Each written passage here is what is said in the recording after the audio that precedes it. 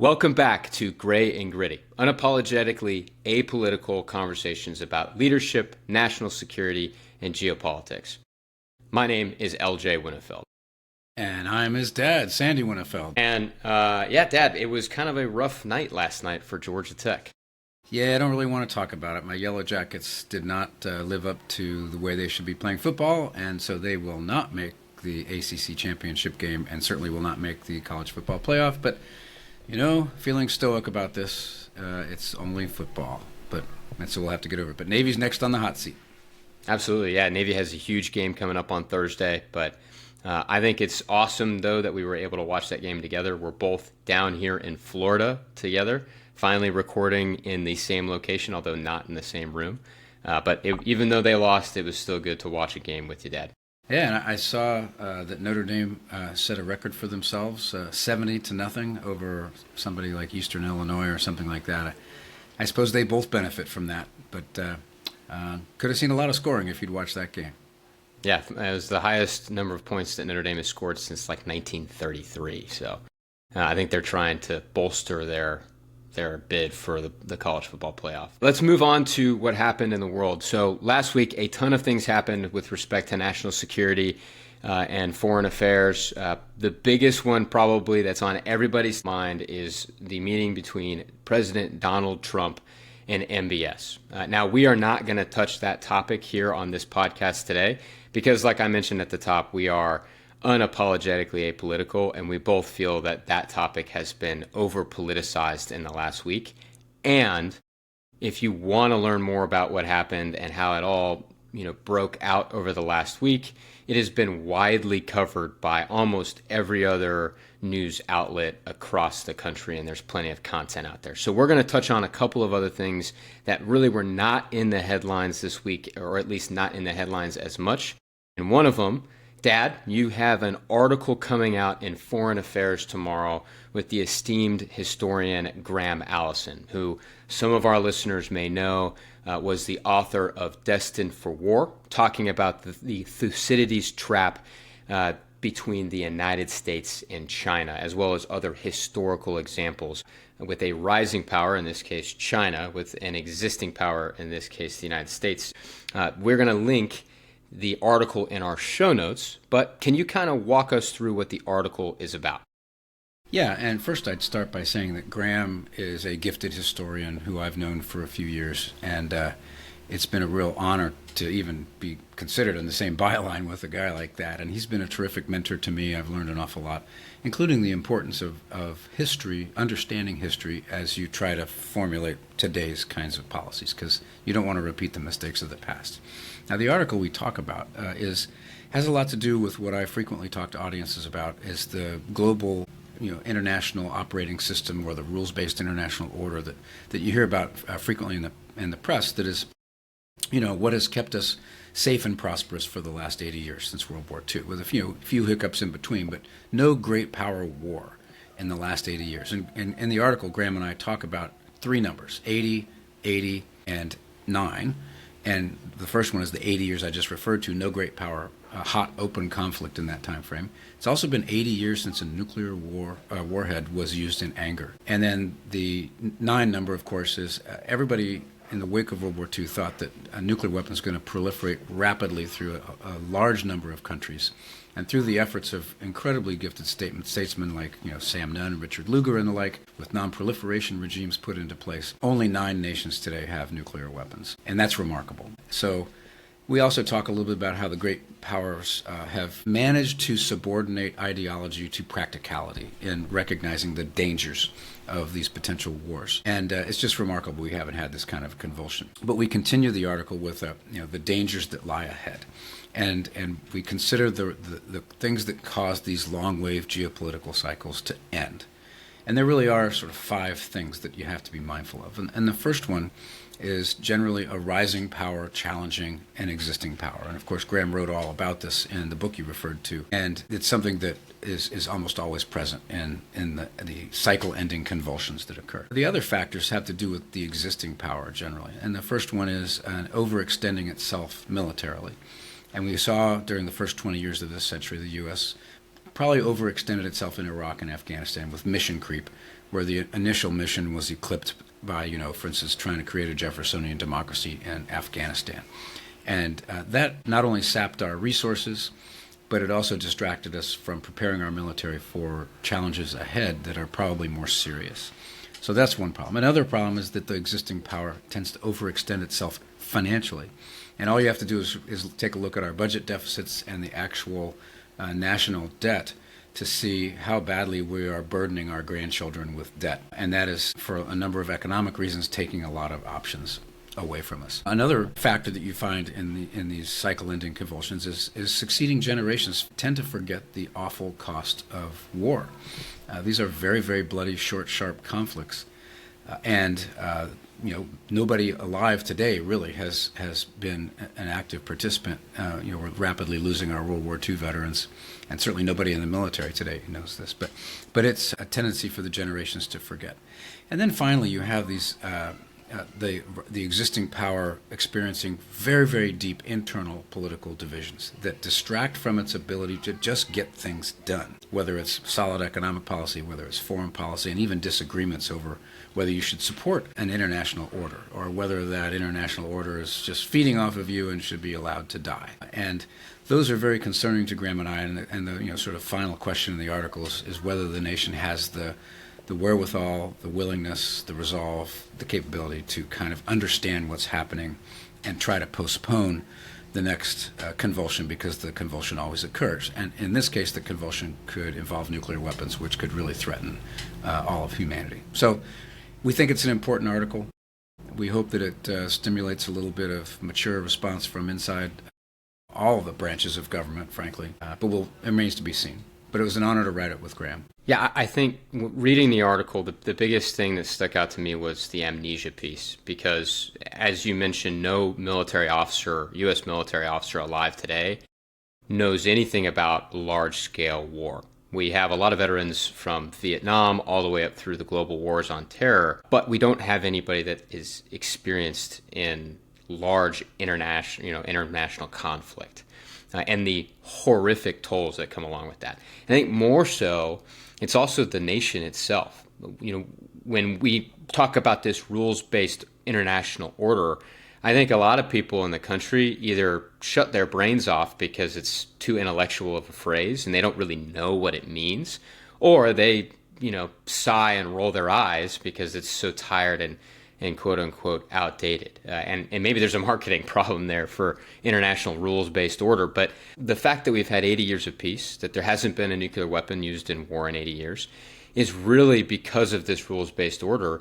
But the problem is that when it becomes the status quo and you have generational churn, you start to forget why those things exist. And, it starts to frankly become a scapegoat. And I think we've seen some of this already. Is why should I care if Europe is stable and secure? Why should I care if there's international free trade and other countries are doing well, just as the United States is?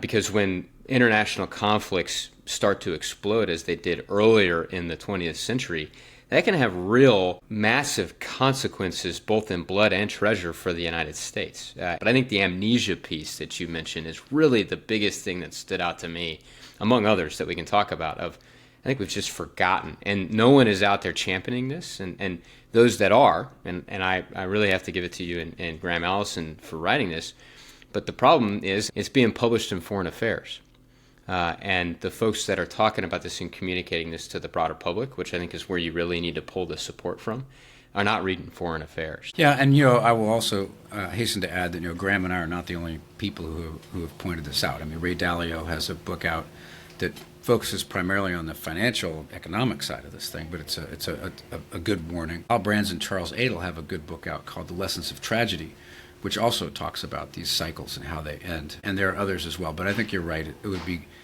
good for the general public to understand this, because we tend to sleepwalk into these crises, and blundering into a crisis is something we really need to try to avoid. And I don't blame the average American for not knowing or really caring about this, because there's a lot of other things that are happening in the world. And, especially when you talk about inflation and the difficulty to even put food on the table, being concerned about European conflicts or Asian conflicts can kind of seem a little bit esoteric and something that they just don't really, frankly, care about, even though they probably should. But yeah, I agree. There's a lot of talk right now, and I've noticed this, and maybe it's just me and what I've been reading. There are a lot of books coming out talking about how, we are at a precipice here where, if things are not played well in the next couple of years, if we don't play our cards well, then we could really see a decline in the prosperity that we've had over the last 80 years. And frankly, I think I'm maybe somewhat alone in my generation in the fact that I'm pretty pessimistic about where not just the nation is going, but where the international order and where the world is going. You talk about the Cold War, everybody knew that it was clear and present danger with Russia. It was clear and present danger with communism, right? At least that was the story. Yeah, and LJ, when people do talk about the threats to peace and our long-term prosperity, it's very often the other guy they're talking about, China, Russia, and there's plenty of truth to that. But we tend to overlook how we're sort of doing it to ourselves with overextensions and the political divisiveness, and people don't really realize how that's harming us for the future. It's not just an angry moment in the present; it's long-term damage. So the article's called "The End of the Longest Peace?" and it's on Foreign Affairs, and hopefully you get a chance to read it. And we will link to that article in our show notes on whatever platform you are listening to this podcast. But for our second segment, we're going to be headed to Eastern Europe. Over the last week, the Trump administration has been pushing a 28-point peace plan to end the Russia-Ukraine war. On paper, it's about ceasefires, non-aggression pacts, and reconstruction money. In practice, it would force Ukraine to swallow a lot of what Russia has been demanding since before the full-scale invasion. Here are some of the big pillars. The first one is territory. Crimea, Donetsk, Luhansk would be recognized as de facto Russian. Lines in occupied parts of Kherson would be mostly frozen where they are now, with some demilitarized buffer zones. Ukraine will not be a part of NATO and will not have a pathway to NATO membership anytime soon as a part of this guarantee. And some of the Ukrainian officials have said that this wasn't likely to happen anyway. The Ukrainian military has to be capped at roughly 600,000 troops. In exchange for accepting this deal, Ukraine would receive U.S. and European security guarantees. The language for this is that an attack on Ukraine would trigger a coordinated response, even if Ukraine is not actually part of NATO. And what that kind of response would look like still remains pretty fuzzy. And then finally, all sanctions would be released from Russia, and about $100 billion of frozen Russian assets would be used to help rebuild Ukraine. There's been a lot of pressure on Kyiv. Trump wants Zelensky to accept this deal before Thanksgiving. When I first read this deal, it seemed like nothing substantial has really changed, aside from maybe the $100 billion in frozen Russian assets that would be used to build Ukraine. And then secondly, I really kind of doubt that Russia would adhere to most of what is on their side of this deal. There doesn't seem to be any reinforcing mechanisms other than maybe sanctions that would be put back into place. But I don't really think that Russia would adhere to a lot of the stuff they're agreeing to, and it doesn't really seem to move the needle at all in any kind of favorable direction for Ukraine. What are your thoughts, Dad? Yeah, so I think the first thing you have to understand about this whole conflict is Vladimir Putin himself. And we have a tendency to mirror image onto the Russians, like, hey, they're just kind of like us, they just want something. And in fact, Vladimir Putin views the establishment of a strong, free market, democratic, Slavic country on Russia's border to be existential to the Slavic Orthodox civilization, to Russia, and of course to himself politically. So this is truly an existential thing for him, whereas to us it's kind of like a real estate deal. Why don't these people quit fighting? We'll make a deal over land and a few other things, and why doesn't everybody go home and go back to what they were doing? And that's just not the way it works. And there are 5 things that I've talked to audiences about that have to be resolved or addressed in some way if you're going to have some kind of an enduring settlement over this war. The first one, and you've covered sort of some of them anyway, the first one is how much, if any, territory do you grant to or cede to Russia? And there's a principle at stake there. The international system we were just talking about a few minutes ago. Among the principles there was that one sovereign nation could not attack another sovereign nation and take their territory. And that's, the Exhibit A is, Iraq taking Kuwait. And that's exactly what Russia wants to do here. So there's a question mark there. Another one is, as you pointed out, what's the future security arrangement for Ukraine? Russia wants Ukraine to be weak and divided and non-aligned. And Ukraine realizes that if they are weak, divided, and non-aligned, that it will only be a matter of time before Vladimir Putin comes after them again. He did it in 2014, he did it in 2018, and now he's doing it again. So, they've seen this movie before. The third thing, again, as you discussed, was who's going to rebuild Ukraine and who's going to pay for it. And that has a lot to do with the discussion of the $100 billion. And it was interesting that the Trump administration inserted in there that the U.S. would get 50% of the profit from doing this. And it was like almost a sickening business, like, again, a real estate deal kind of thing. The fourth thing is sanctions. Putin will not want to make a deal unless he gets sanctions relief, and he wants 100% sanctions relief. And then the last thing, of course, is war crimes. The whole thing was a war crime from the beginning. There's been a whole series of war crimes at the strategic, operational, and tactical levels of war here, and Russia desperately does not want those crimes to be investigated because it will generally show Russia in a terrible light. So they want that to go away. So this deal is really dressing up Russian demands in different clothes than we've already seen them before. And the pressure that will be applied on Zelensky, and it already has been, is if you don't take this deal, see what we did in Gaza, if you don't take this deal, then we're going to cut you off militarily and we're not going to give you any more intelligence.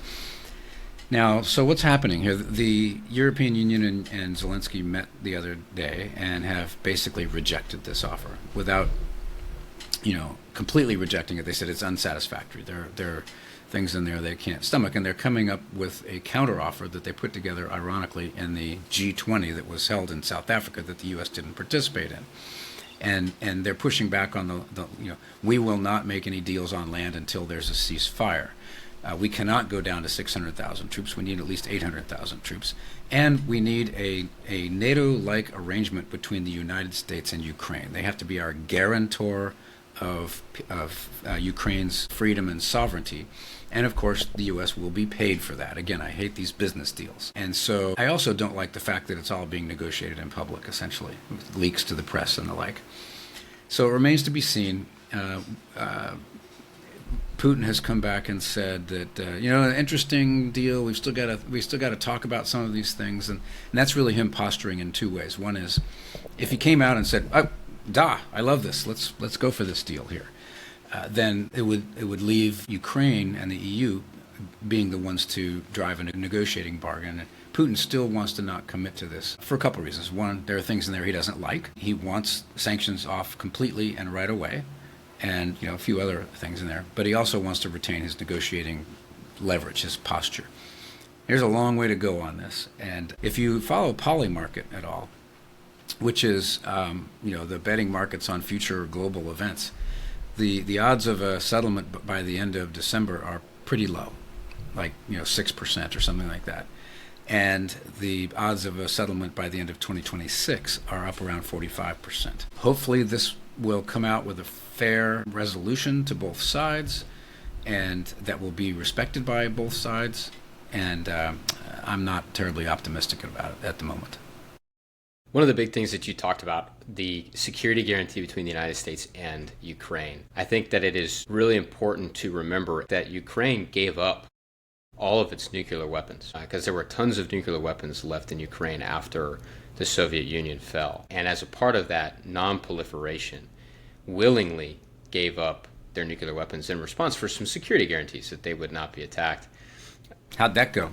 and exactly. And again, tying this to the larger picture, if we want to have a world that continues to have only 9 nuclear states, which I think is something that should be at the forefront of every American's mind when they think about international affairs and foreign policy, is if we cannot provide security guarantees, rock-solid security guarantees for countries that otherwise would be threatened by some of these nuclear powers. You look at what we are doing with Japan and South Korea and Asia, but Ukraine and a lot of Europe. If we cannot provide rock-solid security guarantees that they will have their sovereignty will be protected, then we're only going to see an explosion of nuclear proliferation throughout the world. Your actions say a lot more than your words.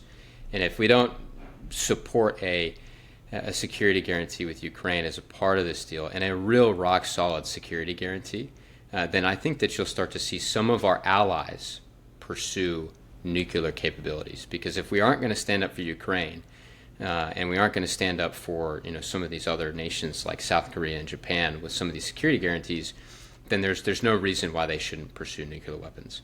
Yeah, and I would also add, LJ, that early on in this conflict, Putin threatened to use a nuclear weapon in Ukraine, and under both U.S. pressure and Chinese pressure, Putin did not do it. But if he were to do it, and the first sign that you'll know he's thinking about this is if he conducts a nuclear test, just to kind of say, hey, I got these things, just making sure you know that. And then if he actually uses a nuclear weapon in Ukraine, the barn door will fly open, and nations like South Korea, Saudi Arabia, and the like will feel like they have to gain a nuclear capability just to prevent somebody from using one against them. So it's really, really important that we get this right. We're still in that ideology and practicality, putting aside ideology for practicality phase, right? Putin putting aside the ideology for the practicality of knowing that if he used a tactical nuclear weapon, it would completely change the character of this war. And it would make him, if he's not already an international pariah, it would absolutely solidify his status as an international pariah, potentially in the eyes of even China. So, one of the things I think, LJ, that has been in the news a little bit also is that this last Friday is when sanctions really kicked in on export of Russian oil, where if you're a tanker loaded with Russian oil, you can't go into somebody else's port and offload it. And there are two big Russian oil companies, Rosneft and Lukoil, that are going to be really affected by this. And that's what's feeding Russia's war machine in terms of financially. And that is a way of exerting pressure on Putin. Now, the one thing to remember is that these sanctions regimes, these oil sanctions regimes, generally sort of restabilize after a couple of months, where there are a couple of really important places in the world where oil tankers transfer fuel from one to the other. It's sort of, instead of money laundering, it's oil laundering. So it's not a complete, hermetically sealed sanction. But the overall point is that until you put really grave pressure on Putin so that he feels threatened internally, politically, you're not going to get any compromises from him. And that really has not yet been done. There are other actions that could be taken where, and as we know, Congress has threatened to pass a very, very onerous bill giving the president all kinds of authorities to sanction Russia. And that's more of a negotiating ploy right now than anything else. But I'd like to see that bill get passed so we at least have the opportunity to put Putin under pressure so we can get a better deal for Ukraine. The pressure you're talking about is not necessarily regime change, because I think once you talk about regime change, then it starts to get a little bit nasty, and I think that's counterproductive. Yeah, and as I like to say, when you have regime change in the United States, it's called an election. And the losers go work in think tanks, although sometimes that election can have some rocky spots. When you have regime change in an authoritarian regime, it's a much different animal, a much bloodier animal for the people who are exiting power. And that's one of the things you have to remember, that Putin and Xi Jinping in China wake up in the morning and think about every day. Well, it's certainly an interesting development with this new peace plan, although it seems it's more of the same. But we'll continue to follow it, and if things develop and things change, we'll be sure to talk about it. But coming up this week is Thanksgiving. I anticipate that we will either have a shorter, gray and gritty episode coming out next week due to the holiday, or potentially none at all, as we enjoy time off with the family here in Florida. So, Dad, great episode, week 4. We're a month into this thing. Slowly, I think we're getting better and better at this. And thank you to all of our paid subscribers who are literally making this possible. This is a lot of fun being able to do this with my dad. And so a big shout out to our paid subscribers. If you haven't already, you can either do a monthly or a yearly subscription. And please share this podcast and our writing on our Substack with your network if you find it entertaining and useful. All right. Happy Thanksgiving, everybody. Good to be with you, LJ, as always.